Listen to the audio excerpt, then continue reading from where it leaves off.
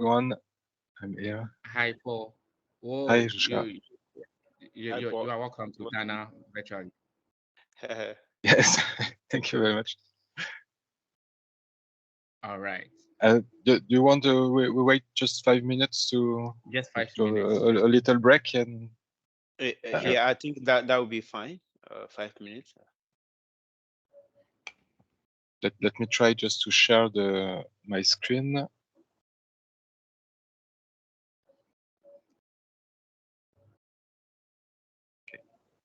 So, Mr. Paul. Hello. This is Shilama Hello. speaking. Yes, hello. Sorry, I just Yeah, this one is Shilama. problem with sharing my screen.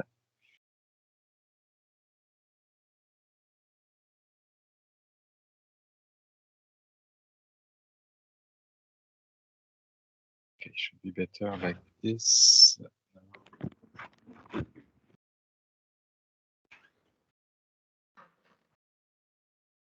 Okay.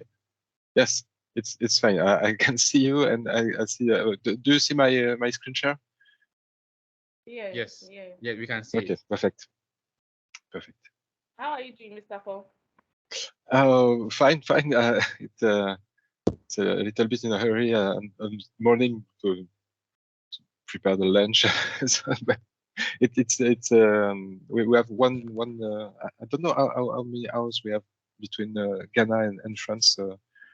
It's time to lunch here in France. I don't know if it's morning. I think in Accra. Yeah, it's morning in Accra, and France, it should be 11:58. So, yeah. If I'm right. Yes, it's 12 in 2 minutes. Okay. Yeah, so we have Abu. Abu is in France. Yes, I think I don't think that we meet each Hello? other, Abu, but hello. Yeah. I How you heard doing? about you. I know A lot. that you're another Yeah. MVP. Yeah. Yeah. How are you doing? Fine, and you? Okay. We link up definitely since we are all in France. Yeah. Yes, Okay. but I'm not in Paris. I live on the west coast in France, near Nantes. I don't know if you. Ah, Nantes. Ok, Oh, yeah. Nantes. Oh, d'accord. Il n'y a pas de problème. On aura toujours le temps de se voir. We are selling them. Avec plaisir. Reservoir was on seminar. We are selling you. Like... And I was going to say, Abu, it is not allowed. Oh. Okay, bye-bye.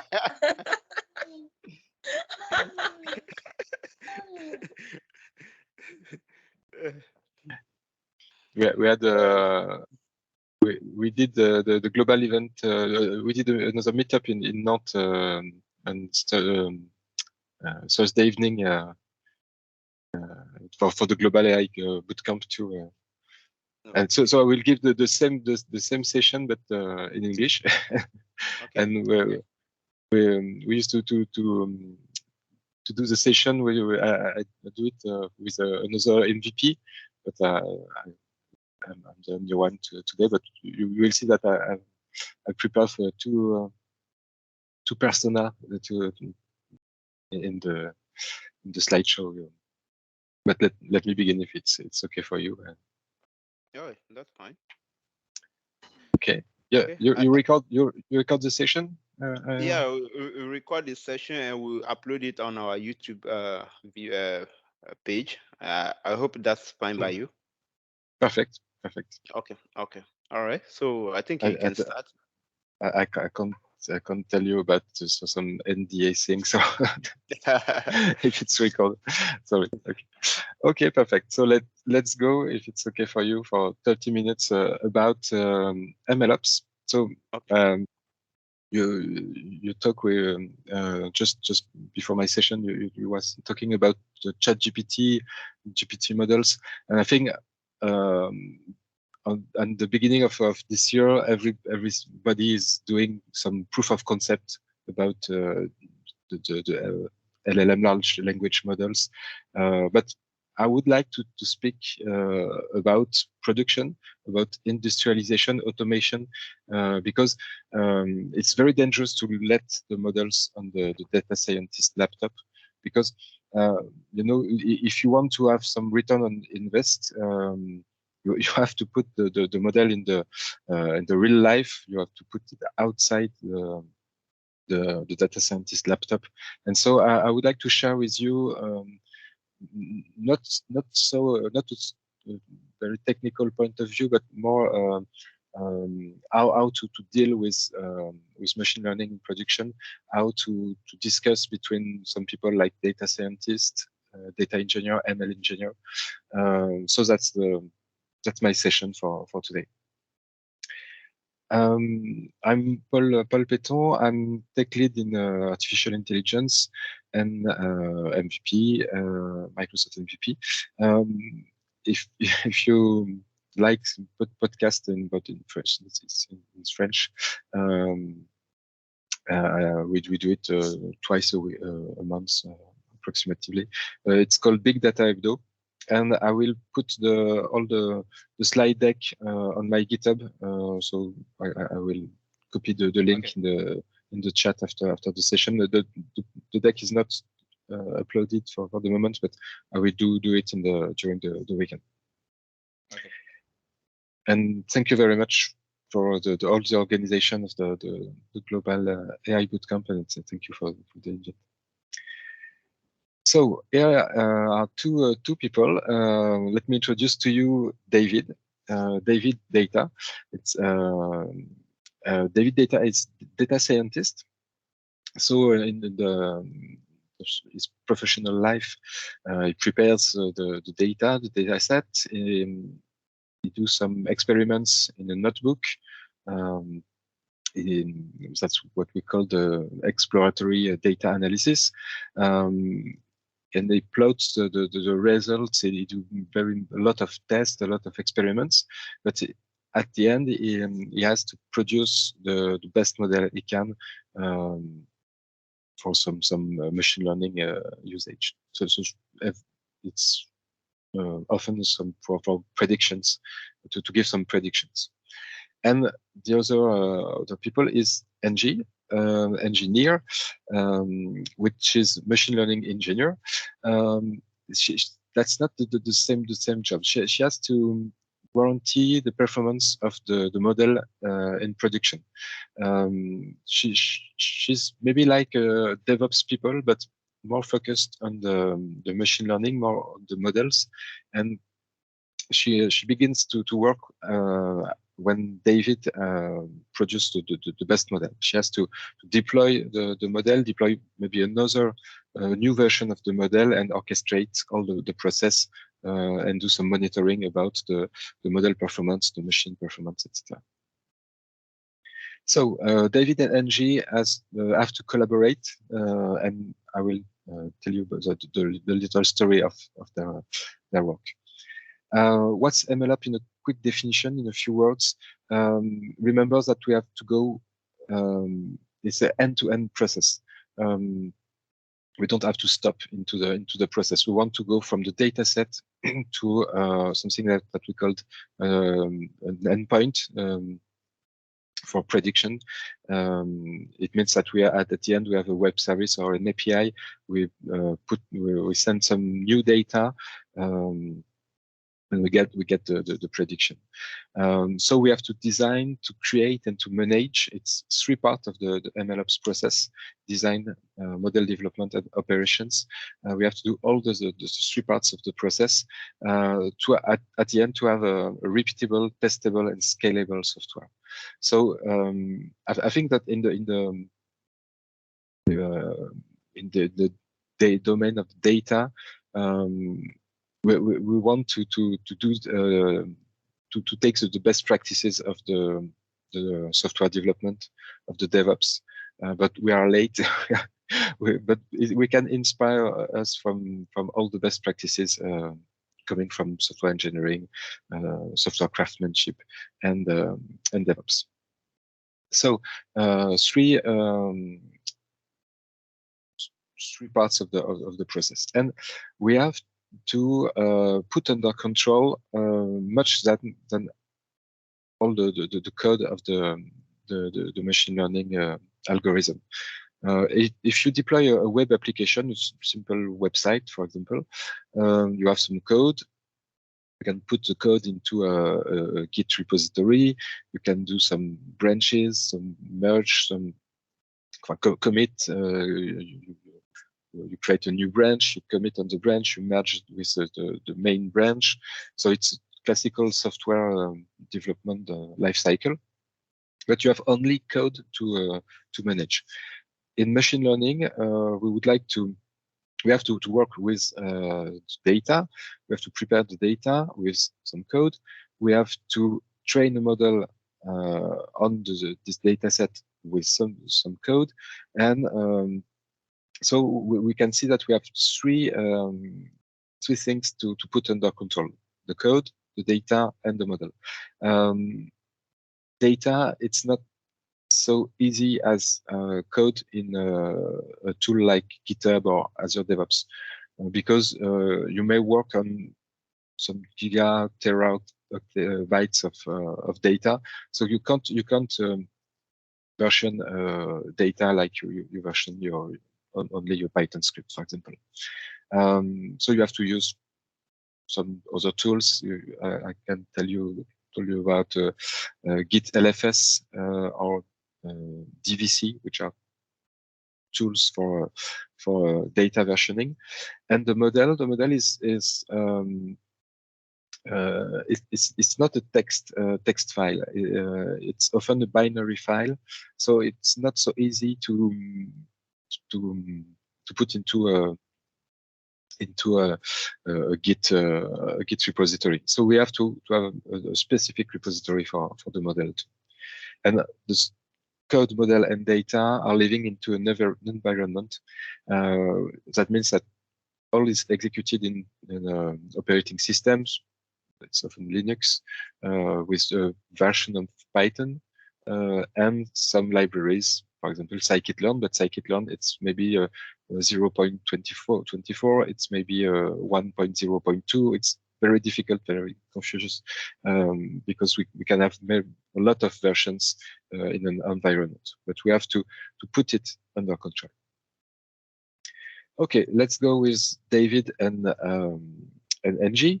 In the classical life cycle of machine learning, David begins with data exploration. He has to understand the problem, what's the pain points of our clients, for example. He has to get data, to understand the data, to explore with some process, some code or some visual tools.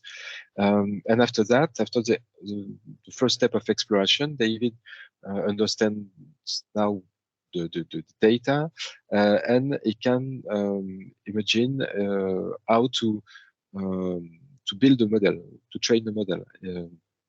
Maybe he's gonna try some random forest, some XGBoost or something to have to get the best model for the problem, to respond to answer to the problem.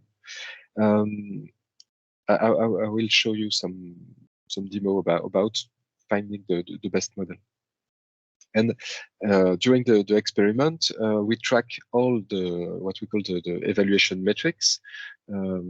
Metrics can tell that the model is fine, is not perfect, but for example, we have an accuracy of 0.9. It's very good. Okay, so we can put the model into production, but this is the end of David tasks. And now NG has to get the best model. She will test all the code, and she will automate the process to maybe to train to retrain the model and to put it into production, and what we call the serving. Serving, it's the the front side of the project. It's the moment where when you give an API to your client, they can do some prediction easily with the API, for example. And we have to monitor, NG has to monitor all the operations. Okay, let's go more further into the training process. We can divide all these works into 3 pipelines. And 3 pipelines, it means that at the end, we're gonna have at least 3 Python scripts, one for data engineering, data preparation. At the beginning, the raw data, maybe there are some outliers in the data. We have to change the units, for example. So it's data engineering. It's David, which is responsible of this part. After that, we train the model. We have to train the model and to package it. Package the model. It means that at the end, the model during the training, the model is in the memory of the laptop, for example. But at the end, we convert it, we save it into a file, a binary file, and we can put it into a Docker image. It means that now it's easy to deploy the Docker image, for example, on Kubernetes or into Azure Web App, for example. And now it's a turn of NG. NG has to deploy the model. So now we have, for example, a web service to do some prediction. Okay, so remember three pipelines, which will be three Python scripts, for example. But now that's all the theoretical process, the workflow, but we have to put it into an architecture, into real resources. It could be an open source stack. It could be in Azure or AWS, for example, GCP, never mind. But you will find the same bricks, the same unit bricks in the stack, what we call the MLOps stack. That's not a schema coming from me. It's coming from valohay.com, but it's free to share, and you can do your own version if you want. This is my own version, version 2.0. We begin with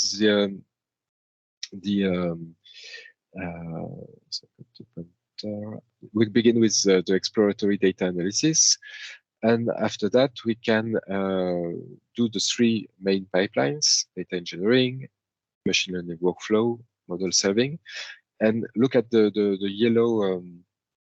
yellow components, which are registries. Here it's a code registry. It means that we can put text files, script, Python files. It's okay.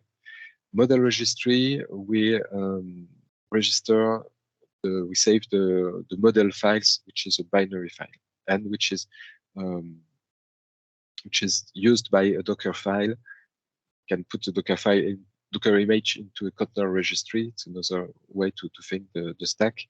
And after that, we deploy the endpoint, and it's the model serving. You will have always all these components into an MLOps stack. Let's go to the demo.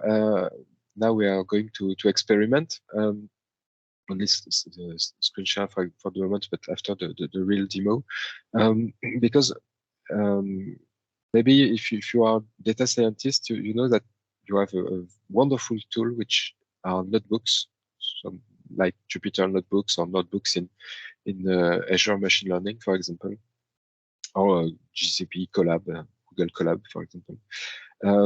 But notebooks are dynamic cells. You write a little part of the code, you execute you run the cell, and you have the result between the cells.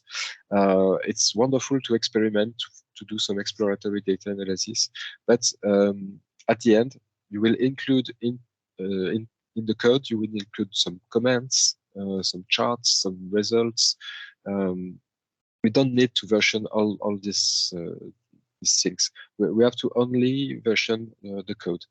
And if we want to put a notebook into a Git repository, you will see that some kind of JSON file, very complex JSON file, with all the cells, and a human can't read such a file. So notebooks are not the good tool to go into production. We have to convert. We have to do better with all the code from the notebook into a Python script. So how to improve the code? David, here are your best practices. You have to think about reproducibility, be able to run the code twice and get the same result. You have to do some version control. It's basic. Let's go, Abu, if you have a question, let me know. It's more interactive. Okay, Paul, the notebook side, I work with a notebook because I integrated with the Sentinel, and I wanted you to come back small about the notebook aspect. You were saying that the notebook is not good for predicting, or for industrialists, it's okay to predict, to do some predictions, but it's not okay to put it into a Git repository and to put it into a CI/CD lifecycle.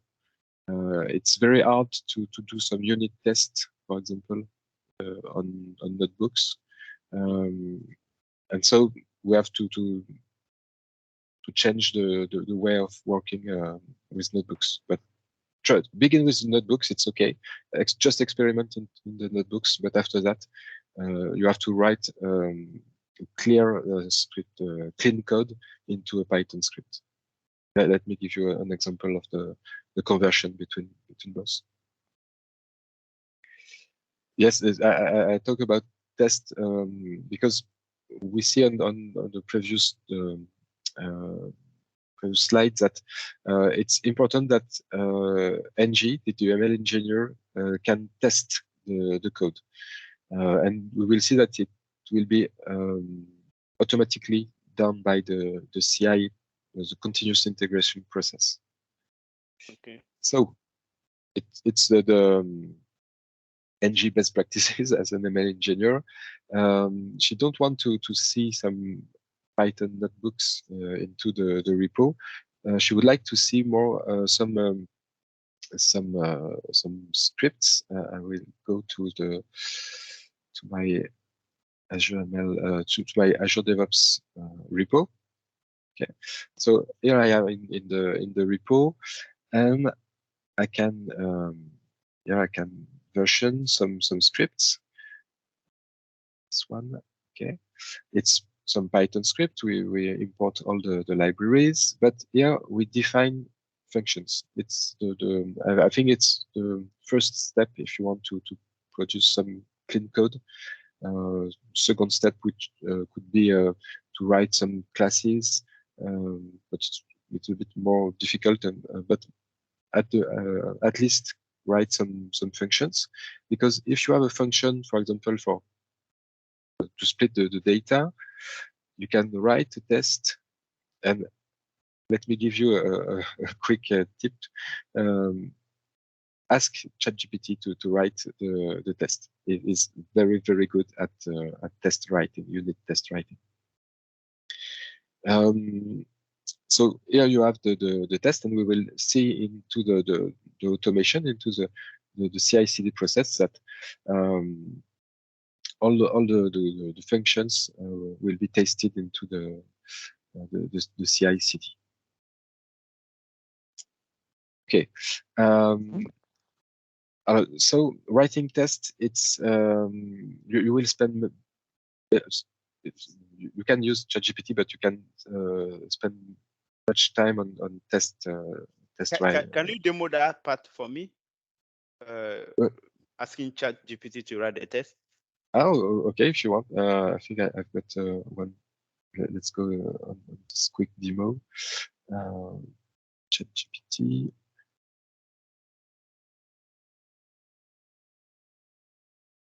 It's live. I hope that I've got a chance for.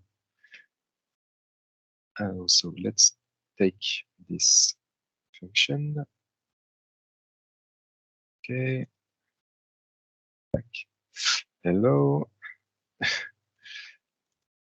And you write a unit test for this item function.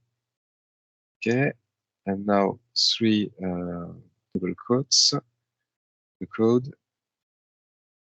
Let's go. Finger crossed. Okay. Best practices. To do a class function called test split data. Okay.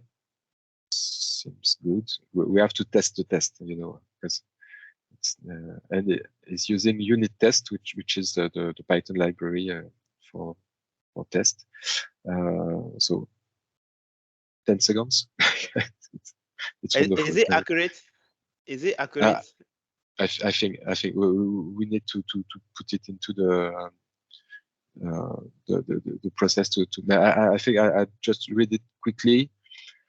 We get the data frame, little data frame to do the test, function to split, some asserts to check the training test.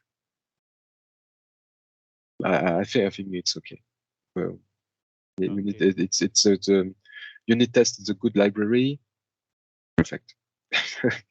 Always doubt of GPT answers, but that's I think that's a good answer. Another trick to win some time into the process, it's automated machine learning. We have a machine learning question where we want to do a prediction, but if I'm beginner in the data science, I don't know if I need to take random forest, XGBoost, LightGBM, for example. I don't know. And even if you choose random forest, for example, you have some hyperparameters. You can change everything into the definition of the model. So it's very difficult. You can spend many times on this process. So a good idea is to go on the other workspace because it's not here. Sorry. Let's go to dev.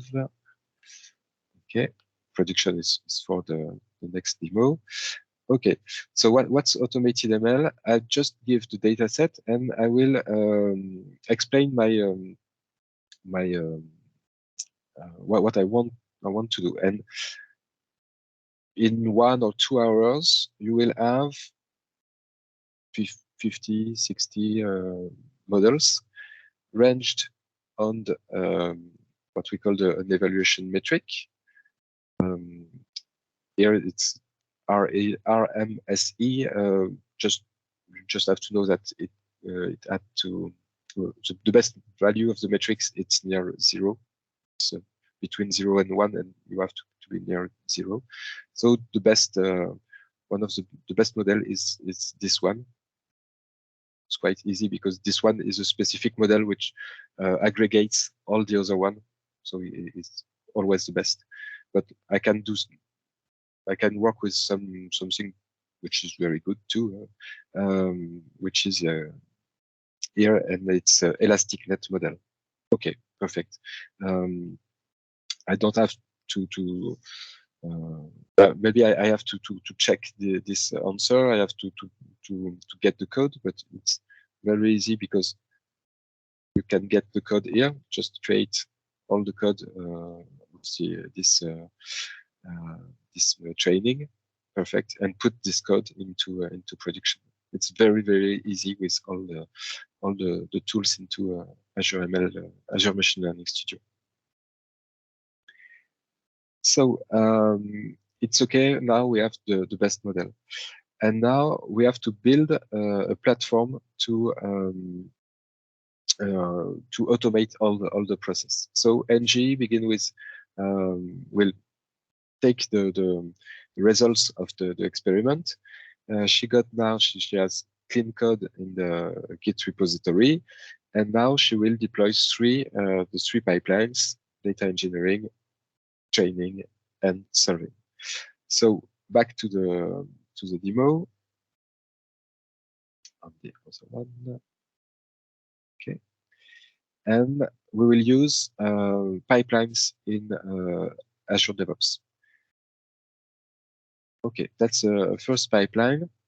It's quite usual. So let's see the model CI. That means that we take the Python script developed by David, data scientist. He has to pass the test. Okay, it's okay. All is green. All is passed. 100% of test, but it means that the famous test that ChatGPT write just a few minutes before, we can include it into the automate test. And okay, let's see if the code is okay. If the code is okay, next step is sorry. Okay. Now the next step is to train and evaluate the model. So here it's only test, check about the quality of the code. Okay, let's run the code. We run the code and we train the model. Okay, we evaluate the model. Is it better than the previous one? If it's better, we can register the model. So I go here into models, and here you are, the version 3, for example, of the model.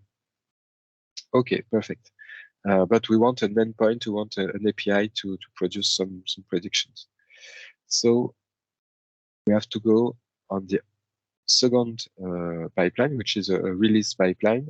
And hi, Paul. Yes, Joshua. Can you please go back? I think a step back. Let me say something, please. I want to confirm if those are default ones or those are the ones that you deployed yourself. I think you were at the environment or the pipelines. I don't know. Can you please go a step back? One step back here. Yes, it's the two DevOps pipeline. The background, yeah. That's right. The pipeline, I think so, the repo. The repo? Not that side. No. That on the yeah, this side, yes. The models. Okay. The models. So is this one the default one, or this is the one that you built yourself? This one is the model, yes. Registered by the continuous integration process. Okay. That's not when I go into automated ML, I can see the best model. I can register it, but manually. And the difference here is that it's the CI process, the continuous integration process, which is registering the model here. So this model is automatically registered. Okay. All right. Thank you. At the end, all is automation. Just have to click once. And when the model is registered, we go to the next pipeline, which is the CD, the deployment, continuous deployment. And here we can choose between 3 resources, Azure resources, to deploy the model. The simple one is container instance, just your Docker image. Inside your Docker image, the best model, and the Docker image on Azure to have an endpoint. But you can choose Kubernetes or you can choose an Azure Web App. So it takes a few minutes, so it's already down. And let's go to the endpoint. So at the end, we do the CI, we do the CD, and at the end we have an endpoint which is here. Okay, is LC, perfect. Some new data, test, and here is the prediction. So at the end, and that's the end of my demo. Hello, Emric. That's the end of the demo, and we have the the endpoint with which can produce some predictions. Just if I've got some 1 minute more, I would like to show you maybe a more technical, more advanced version of the MLOps stack, because I just demonstrate the easiest one, the minimal stack, but you can think about data versioning with a tool like DVC. You can prepare your data before predictions with it's called a feature store.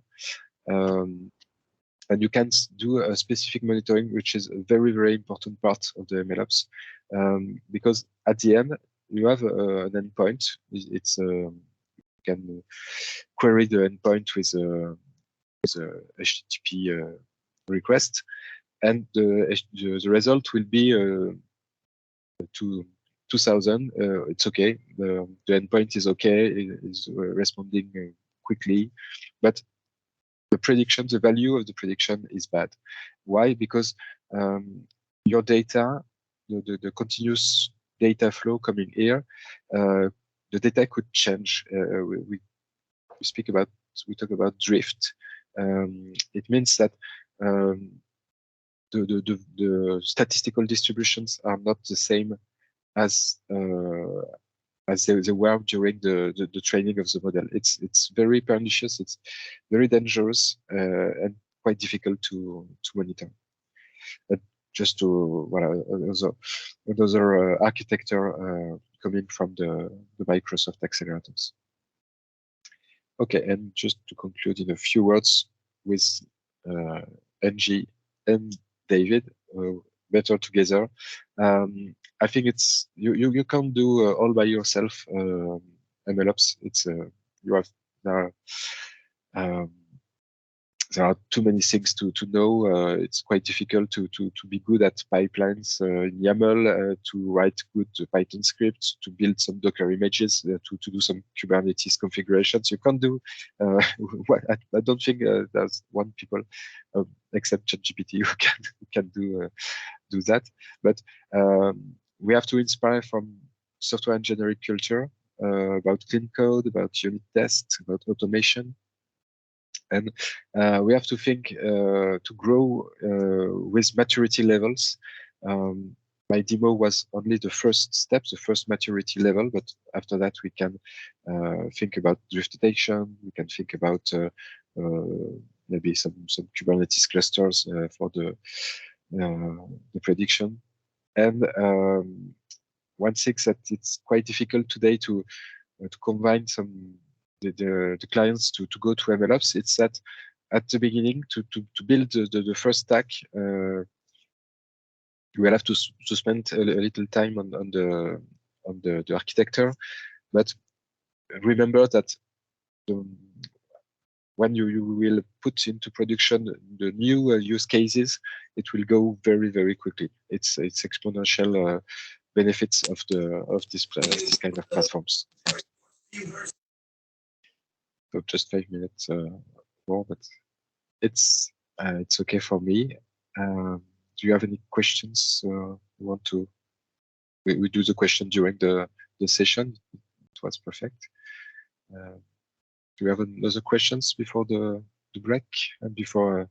Yes, Paul, I have a couple of questions, because this side is something that I really want to explore and learn as well.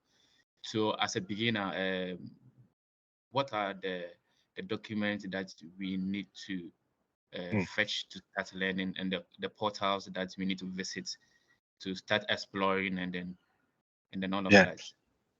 Yeah, I think the if you want to it's my demo today. I think you have to try.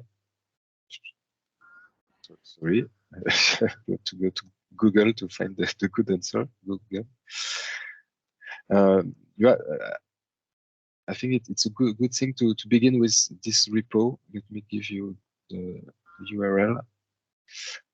This repo, it's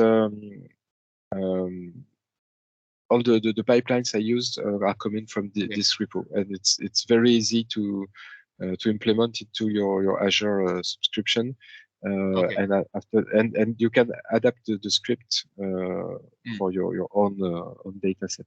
Let me share the so URL. please, you can put that in the chats for us so that we can easily fetch it. Yeah, but I can't access to the chat. It's the chat box.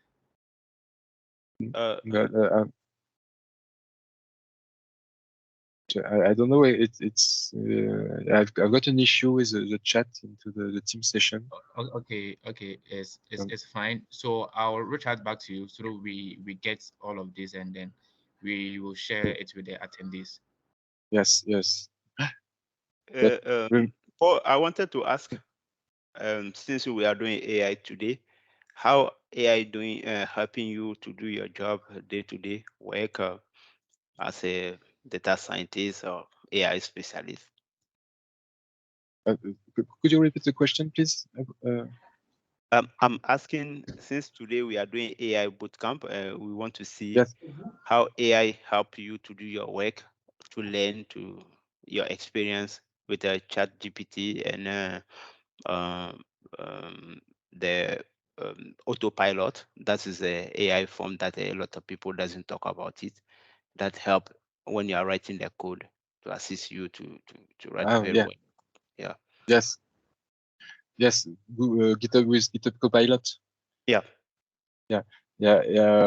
I think we have to be careful for the moment because we don't know if maybe on the legal point of view, if you are working for a client which I think at least you have to be clear to say that you are using GitHub Copilot, because you know that Copilot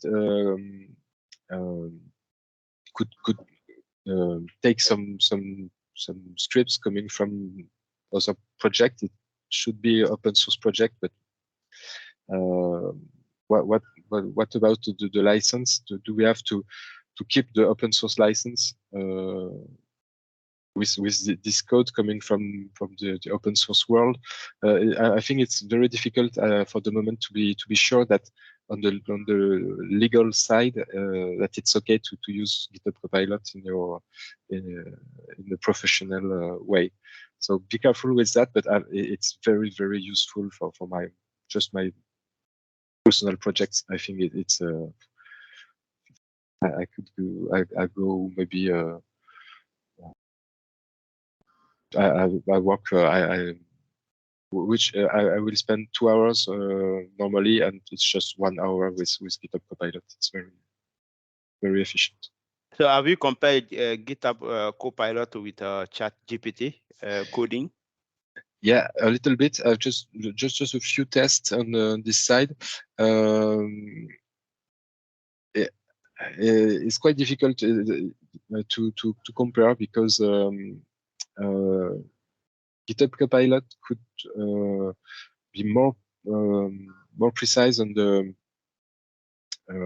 several languages, but I think that ChatGPT has a better understanding of my intents.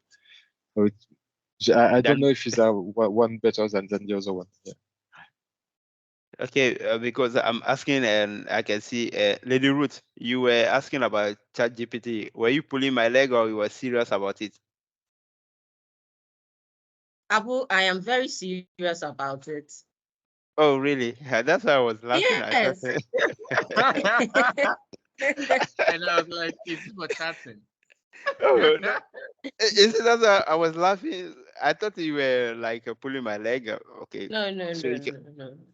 Oh, where have you been since November? Everybody is talking about ChatGPT. Where were you? See, that's the thing.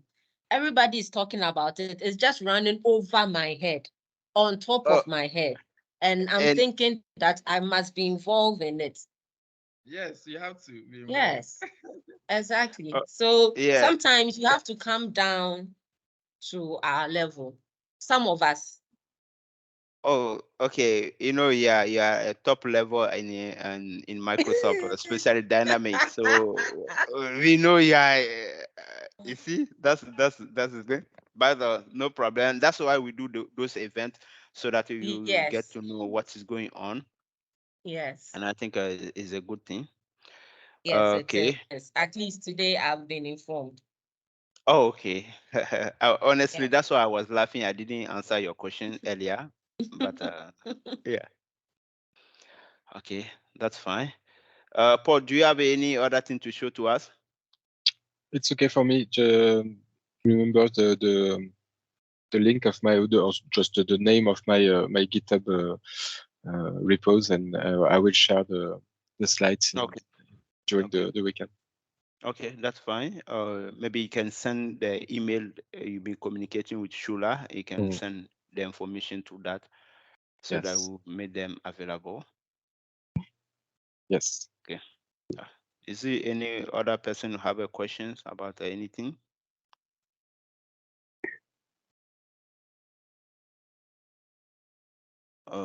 If I've not got that, I've got one quick question for Emric, because I remember that I think 5 years ago now, we do a global AI bootcamp in Paris with Emric, and yeah. Emric, you were talking about you have a demonstration with some pictures into Van Gogh style before Dali, before all the generative AI. He was the first one. Well, not maybe the first one, but it's we just talk about this with Ali Beck, another MVP, to remember that you do some very impressive demonstration 5 years ago. Yeah. Now it seems very easy for everyone to generate images, but you did it. Yes. Thank you. But yes, I did Yeah. this a few years ago. So when we made a global AI bootcamp in like 5 years ago, 4 years ago, Yeah. and now I don't know if you saw on the social networks, and I've shared something on, with a video. So Okay. now it's now I'm generating video. I'm taken to the next stage. I will show Okay. you. I will show how we do it at the end of the video. So Okay. Well, floor is yours. Thank you very much thank for you. the event. Okay, thank you, Paul. Thank you so much. Bye. Anytime if you have a new topic you want to speak to our event, feel free to reach out to us. Emery, you are welcome.